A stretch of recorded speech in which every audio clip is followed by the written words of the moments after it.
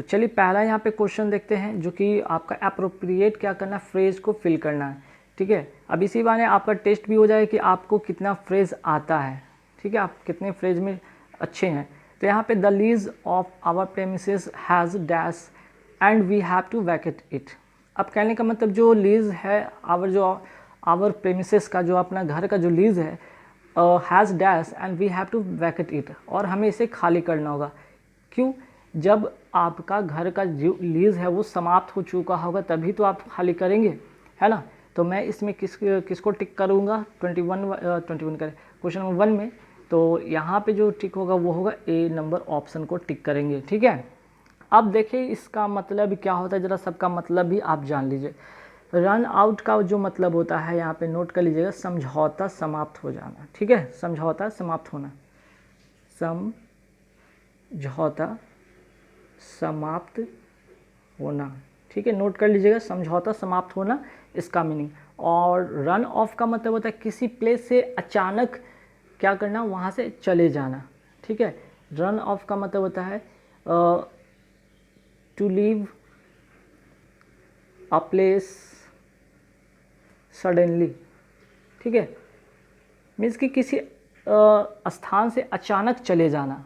तो भाई अब घर में आप रह रहे हो तो कहीं आपका वो जो लीज जो समाप्त हो, जो अचानक तो आप खाली नहीं करेंगे, थोड़े वक्त लगते हैं, क्योंकि सामान जो भी होता है आपके घर में एक जगह से दूसरी जगह करने में वक्त लगते हैं, और वो आपको जो वहाँ का जो मालिक है आपको समय देता है। लेकिन यहाँ पे रन ऑफ का मतलब अचानक सा। ठीक है, और रन ओवर का मतलब यहाँ पे नोट कर लीजिएगा, रन ओवर का मतलब होता है कुचलना। ठीक है, रन ओवर का यहाँ का मतलब होता है कुचलना। ये ज़्यादातर वाहन आदि से जो होते व्हीकल होते उससे जब किसी की मृत्यु हो जाती है तब वहाँ पे वो रन ओवर हो जाते हैं या फिर कुचला जाते हैं, तब वहाँ पे रन ओवर कहा जाता है। अच्छा, रन डाउन का मतलब यहाँ पे जान लीजिए क्या होता है। रन डाउन का मतलब भी होता है, एक तो आपका इसका भी मतलब कुचलना होता है। ठीक है, और रन डाउन का मतलब और भी मीनिंग होता है, जैसे कि धीरे धीरे कमज़ोर पड़ जाना। ठीक है, धीरे धीरे कमज़ोर पड़ना। ठीक है, आप जैसे कि आपका अगर अंदर अगर यहाँ पे बात हो रही धीरे धीरे कमज़ोर पड़ना, किसी चीज़ को लेकर आप कोई काम कर रहे हो और उस चीज़ में आप एफर्ट लगा रहे हो लेकिन वो नहीं हो पा रहे, तो धीरे धीरे आप कमज़ोर पड़ रहे हो। ठीक है, रन डाउन हो रहे हो, इस तरह से यहाँ पे कह सकते हैं। ठीक, या फिर किसी बीमारी से वो व्यक्ति का जो है जो शरीर है धीरे धीरे क्या हो रहा है, कमज़ोर पड़ रहा है, तब यहाँ पे रन डाउन का सेंस में यहाँ पे यूज़ करेंगे। तो यहाँ पे फाइनल जो होगा ऑप्शन नंबर ए होगा इसका सही आंसर। और मैंने और भी जो तीनों का है मीनिंग यहाँ पे मैंने लिखवा दिया हूँ। रन आउट का मतलब समझौता समाप्त होना, रन ऑफ का मतलब किसी स्थान से अचानक चले जाना, रन ओवर का मतलब कुचलना कोई वाहन से, रन डाउन का मतलब भी होता है कुचलना, और इसका दूसरा मीनिंग होता है धीरे धीरे कमज़ोर पड़ना। चलिए नेक्स्ट यहाँ पे जो question, his boss an explanation of his conduct with his colleagues. अब यहाँ पे क्या होगा, यहाँ सबका मीनिंग आपको पहले जानना होगा। कॉल अप का मतलब होता है याद करना, कॉल अप का मतलब जो होता है याद करना। ठीक है, कॉल अपॉन का मतलब होता है यहाँ पे आमंत्रित करना। ठीक है, आमंत्रित करना।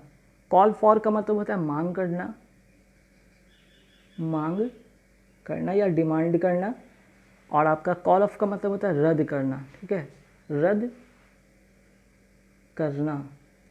तो देख लीजिए यहाँ पे बात हो रही है कि उसके जो बॉस है एक्सप्लेनेशन मांगे हैं अपने जो कलीग्स के बीच में कैसा सब कुछ चल रहा है, उसके लिए वो क्या करेंगे, याद तो नहीं करेंगे, आमंत्रित तो नहीं करेंगे, रद्द नहीं करेंगे, बल्कि कॉल फॉर करेंगे, मीन्स की मांग करेंगे, भाई आप लोग के बीच में सब कुछ कैसा चला है उसका एक्सप्लेनेशन मुझे दीजिए। ठीक है, सी नंबर इसका ऑप्शन होगा। बाकी सबका मीनिंग मैंने यहाँ पे बता दिया। कॉल अप मतलब याद करना, कॉल अपॉन का मतलब आमंत्रित करना। ठीक है, और कॉल फॉर का मतलब होता है मांग करना, और यहाँ पे कॉल ऑफ का मतलब रद्द करना।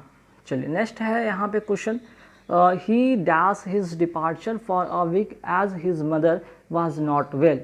अब यहाँ पे देखिए put off, put up, put out और पुट असाइड, सबका मीनिंग पहले आप जान लीजिए तो अपने आप इसे एलिमिनेट कर लेंगे। ठीक है, देखिए यहाँ पे पुट ऑफ का मतलब होता है, याद रखिएगा, स्थगित करना, है ना। पुट ऑफ का मतलब होता है, यहाँ पे नोट कर लीजिएगा, स्थगित कर देना। ठीक है, या स्थगित करना। पुट अप का मतलब होता है यहाँ पे नोट कीजिएगा बुझा देना, बुझा देना। फिर यहाँ पे हो गया पुट अप का मतलब। अब पुट आउट का मतलब यहाँ पे नोट कर लीजिए, पुट आउट का मतलब होता है, ठीक है, अच्छा यहाँ पे पुट आउट का हो गया है, सॉरी ये जो था पुट आउट का मीनिंग मैं लिखा दिया है ना, यहाँ पे नोट कर लीजिएगा, यहाँ पे थोड़ा सा ध्यान दीजिएगा। पुट अप का मतलब यहाँ पे, पुट आउट का मतलब यहाँ पे होगा बुझा देना, ठीक है, पुट आउट का मतलब बुझा देना। और पुट अप का मतलब यहाँ पे नोट कर लीजिए, पुट अप का मतलब होता है रहने का स्थान देना या फिर कोई निर्माण करना, ठीक है, रहने का स्थान देना, पुट अप, ठीक है, या कोई निर्माण करना, या निर्माण करना। चलिए ये चीज़ हो गया। अब पुट असाइड का मतलब होता है इग्नोर करना, पुट असाइड का मतलब होता है यहाँ पे नोट कर लीजिएगा, यहाँ पे होगा इग्नोर करना, इग्नोर करना। इग्नोर करने का मतलब कि भविष्य के लिए कोई चीज़ बचा कर रखना है ना, भविष्य के लिए बचाकर रखना, ठीक है, बस इतना ही इसका मीनिंग था। तो यहाँ पे जो ही डैश हिज डिपार्चर, तो डिपार्चर की बात हो रही है। डिपार्चर क्या करेगा भाई, वो अपने जाने का जो है वो चीज़ शेड्यूल क्या करेगा, पुट ऑफ करेगा ना, स्थगित करेगा ना। क्यों? क्योंकि for a week as his mother was not well, उसकी माँ बीमार है, इस वजह से वो अपना जो डिपार्चर है एक हफ्ते के लिए वो क्या करता है, पुट ऑफ करता है, ठीक है। पुट अप का मतलब होता है निर्माण करना या रहने का स्थान देना। पुट आउट का मतलब होता है बुझा देना। पुट असाइड का मतलब होता है इग्नोर करना या भविष्य के लिए बचा कर रखना, ठीक है। चलिए नेक्स्ट क्वेश्चन है यहाँ पे, his friends dash to him for guidance in financial matter. अब देखिए उसका जो फ्रेंड है अब क्या करेगा भाई, उससे गाइडेंस मांगेगा, किस में, तो फिनेंशियल मैटर में। तो यहाँ पे क्या होगा, तो हिज फ्रेंड्स क्या होगा यहाँ पे, लुक एट होगा, ठीक है।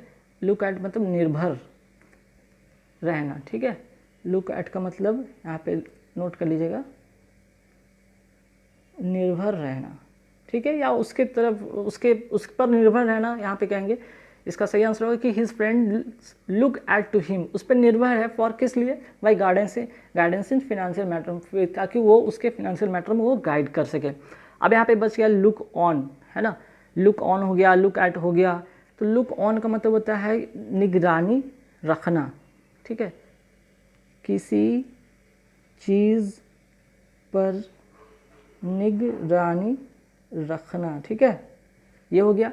लुकअप का मतलब यहाँ पे नोट कर लीजिएगा कि लुकअप का मतलब क्या होता है, प्रगति करना, प्रगति करना। चलिए, और लुक डाउन का मतलब यहाँ पे नोट कर लीजिए नीची निगाह से देखना, नीची निगाह से देखना।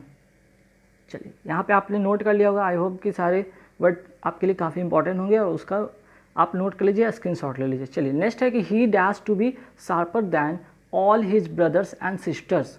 अब यहाँ पे पहले सबका मीनिंग आप जानिए, तभी जाकर ये होगा। टर्न ऑफ का मतलब क्या होता है, टर्न ऑफ का मतलब होता है डिस्करेज करना, ठीक है। डिस्करेज करना मतलब कि हतोत्साहित करना, ठीक है। टर्न डाउन, ठीक, यहाँ पे एक वर्ड आया, यहाँ पे क्या है, टर्न डाउन। टर्न डाउन का मतलब नोट कर लीजिएगा अस्वीकार करना, अस्वीकार करना, या फिर इसे कहेंगे रिफ्यूज करना, है ना, रिफ्यूज करना या अस्वीकार करना। चलिए इसका तो हो गया। अब आते हैं टर्न अप के बारे में, यहाँ पे बात करेंगे। टर्न अप, ठीक है, यहाँ पे टर्न अप का मतलब होता है कहीं पहुँचना, कहीं पहुँचना, ठीक है। कहीं पहुँचना का मतलब या क्या होगा, टू अराइव टू अपीयर या टू अराइव अनएक्सपेक्टेडली, ठीक है। कहीं पहुँचना मतलब कि टू अराइव अनएक्सपेक्टेडली, ठीक है। चलिए यहाँ हो गया। अब टर्न आउट का मतलब होता है अंत में साबित होना। तो आंसर इसका ये होगा, डी नंबर ऑप्शन, नोट कर लीजिएगा, अंत में साबित होना, कहने का मतलब कि he turn out to be sharper than all his brothers and sister. अंत में साबित होता है कि वह अपने भाई से और अपने बहन से काफ़ी शार्प है, काफ़ी तेज है। ये जाकर अंत में साबित होता है, अंत में पता चलता है। चलिए आगे बढ़ेंगे सवाल पे। नेक्स्ट है यहाँ पे there is no culture in the world that's absolutely pure. अब देखिए यहाँ पे दैट भी है, विच भी है, व्हाट भी है, तो दो रिलेटिव प्रोनाउन एक साथ तो होंगे नहीं, ठीक है। दैट विच का एक साथ तो होगा नहीं, मैंने बताया कि एक साथ दो रिलेटिव प्रोनाउन होंगे नहीं। आपका ऑप्शन नंबर सी करेक्ट होगा। मीन्स कि there is no culture in the world that is absolutely pure. चलिए नेक्स्ट क्वेश्चन है he took up the letter from the table and dash it to his friends. अब देखिए यहाँ पे took up है, past की एक ही चीज़ है, एक ही बात कही जा रही, पास्ट की बात की जाए, जो कि एक क्लॉज को एंड से पहले जोड़ा गया और दूसरा एंड के बाद जोड़ा गया। अगर पहला एंड से पहले जो जोड़ा गया क्लॉज में पास्ट है तो बाद वाला भी पास्ट होगा, तो आपका डी नंबर ऑप्शन होगा, क्योंकि रेड का जो होता है V1 भी होता है, वही V2 भी होता है रेड, और V3 भी होता है रेड, ठीक है, रेड रेड रेड। चलिए तो यहाँ पे हो गया क्वेश्चन नंबर 7 का डी। अब आगे बढ़ते हैं क्वेश्चन नंबर 8 पे। क्वेश्चन नंबर 8 क्या है, he led me dash the green lodge to the palatial building. अब यहाँ पे देख लीजिए बात हो रही बिल्डिंग का, ही लेड मी है ना, he led me dash the green lodge to the palatial building, मतलब क्या होगा यहाँ पे अलॉन्ग होगा, ठीक है। ही लेड मी अलॉन्ग, वो मुझे जो पैलेटियल बिल्डिंग के था, लॉ का जो पैलेटियल बिल्डिंग था उस जो था उसके साथ साथ मैं गया, ठीक है। ही लेड मी, उसने मुझे ले गया along the green lawn to the palatial building, ठीक है। अक्रॉस नहीं होगा, अपॉन नहीं होगा, अबाउट नहीं होगा। अबाउट की बात नहीं हो रही, किसी बिल्डिंग के आप मीन्स की बगल से जा रहे हो तो उसे कहते हैं, या किसी मीन्स की पेडेस्ट्रियन के बगल से आप जा रहे हो, किसी रोड के किनारे से जा रहे हो, या किसी नदी के किनारे जा रहे हो, तो वहाँ पे अलॉन्ग का यूज़ होता है, ठीक है। चलिए आगे बढ़ते हैं। नेक्स्ट है यहाँ पे कि the ship with all it's crew lost after the terrible storm. यहाँ पे क्या होगा, सबसे पहले आप जाने कि यहाँ पे लॉस्ट है, जो कि क्या है यहाँ पे V2 है। अगर ये V2 है तो हैव होगा नहीं, हैज़ होगा नहीं, चूँकि प्रेजेंट में। अब बस ये आपके पास वर और वॉज। अब यहाँ पे क्या होगा, अब देखिए विद के साथ अगर यहाँ पे सब्जेक्ट वर्ब, अगर आपने एग्रीमेंट का मेरा वीडियो देखा होगा तो आपको मैंने बताया था कि विद से अगर कोई सेंटेंस कनेक्ट हो तो उसके पहले वाले सब्जेक्ट के अनुसार ही यहाँ पे वर्ब का यूज़ होगा, तो द शिप के साथ यहाँ पे वॉज होगा। चलिए आगे बढ़ेंगे सवाल पे। We dash start now to work for our examination. अब देखिए नाउ से पता चला कि ये प्रेजेंट की बात हो रही है, ठीक है, ये प्रेजेंट की बात हो रही है, तो हैड तो होगा नहीं, ठीक है, प्रेजेंट की बात हो रही है, और प्रेजेंट में भी यहाँ पे कंटिन्यूटी की बात हो रही है, तो कंटिन्यूअस की बात हो रही है, तो हैज़ भी नहीं होगा, ठीक है। और यहाँ पे बात हो रही है कंटिन्यूअस में भी वी, कंटिन्यूअस में अगर आर होता तो वहाँ पे ING वाला होता, ये भी नहीं होता। अब बचिए आपके पास सिर्फ एक ही ऑप्शन, बी नंबर ऑप्शन होगा, we better start now to work for our examination. चलिए अब यहाँ से आइए, यहाँ पे साइनोनिम्स है, यहाँ पे सिनोनिम्स है, जिसको कहते हैं कि सेम मीनिंग होगा, बेस्ट एक्सप्रेसेस होगा। तो यहाँ पे पहला जो है डिमाइज, डिमाइज का मतलब क्या होता है, डिमाइज का मतलब होता है, आंसर होगा यहाँ पे डेथ, ठीक है, जिसका मतलब होता है मृत्यु, ठीक है। चलिए नेक्स्ट प्रॉक्सिमिटी। प्रॉक्सिमिटी का मतलब होता है क्या, नज़दीकी। प्रॉक्सिमिटी का मतलब होता है यहाँ पे क्या, नज़दीकी, नियरनेस होगा, ठीक है। एलोफनेस मतलब अलग करना होता है, या अलगाव होता है, या अलग होना, ठीक है, ये तो होगा नहीं। प्रॉक्सिमिटी का मतलब होता है नियरनेस, ठीक है, नियरनेस, नज़दीकी, नज़दीकी। आगे बढ़ते सवाल पे। मोटिव, मोटिव का मतलब होता है यहाँ पे जो होगा क्वेश्चन का, मोटिव का मतलब होगा यहाँ पे डिज़ायर, मीन्स कि आपका क्या मोटिव है, क्या डिज़ायर है, इच्छा, ठीक है। यहाँ पे कोई दुख तो होगा नहीं, हंगर होगा नहीं, डिज़ाइन होगा नहीं। अब आते हैं डायलेमा। डायलेमा का मतलब होता है दुविधा, डायलेमा का मतलब होता है दुविधा, या फिर कहते हैं मुसीबत। तो मुसीबत तो क्या होगा यहाँ पे, सही इसका जो सिनोनिम होगा वो होगा फिक्स। फिक्स का मतलब भी होता है सेम चीज़ मुसीबत, फिक्स का मतलब होता है मुसीबत। नेक्स्ट है कोर्स। कोर्स का मतलब होता है खुरदुरा, खुरदुरा का मतलब होता है रफ, ठीक है। आते हैं नेक्स्ट अपोजिट मीनिंग पे। अब आते हैं अपोजिट मीनिंग मतलब जस्ट इसका अपोजिट होगा। फर्टाइल का मतलब होता है क्या, आप सभी को पता है, यहाँ पे उपजाऊ, उपजाऊ, तो इसका जो मीनिंग होगा सही आंसर होगा बैरन। बैरन का मतलब बंजर, ठीक है। नेक्स्ट है इरेक्टिक। इराटिक का मतलब होता है अनिश्चित, अनिश्चित, और अनिश्चित का जो अपोजिट होगा वो होगा प्रेडिक्टेबल, मीन्स कि निश्चित, पहले से पूर्व निर्धारित। नेक्स्ट है मेनियल। मेनियल का जो यहाँ पे मीनिंग होगा वो होगा इसका, पहले मेनियल का मतलब जाने जी होता है क्या, अपमानजनक, अपमानजनक। तो अपमानजनक का जो होगा यहाँ पे मीनिंग होगा, उसका जो करेक्ट मीनिंग होगा वो होगा डिग्निफाई। डिग्निफाई का मतलब सम्मानजनक, सम्मानजनक, ठीक है। नेक्स्ट है पैडन। पैडन का मतलब माफ़ी मांगना, माफ़ करना, और इसका अपोजिट होगा ब्लेम। ब्लेम मतलब आरोप लगाना, आरोप लगाना, ठीक है। और लास्ट इसका जो यहाँ पे क्वेश्चन है हेजिटेट। हेजिटेट का मतलब है हिचकिचाना, ठीक है। तो हिचकिचाना का जो अपोजिट होगा वो डिसाइड होगा। आप डिसाइडेड हैं पहले से, हिचकिचा नहीं रहे, या फिर आपको किसी तरह का कोई, आपके अंदर कोई मीन्स कि आपके अंदर कोई हेजिटेशन नहीं है, मीन्स कि आप डिसाइडेड है, ठीक है। अब बच गया रिप्रूव। रिप्रूव का मतलब होता है निंदा करना, निंदा करना।